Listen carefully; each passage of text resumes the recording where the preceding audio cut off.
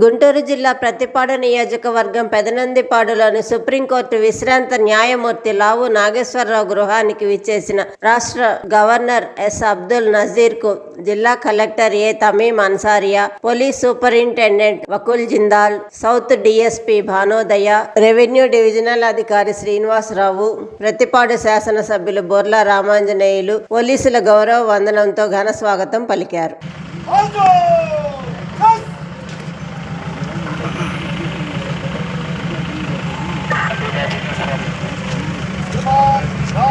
आपका निरीक्षण के लिए आगे है।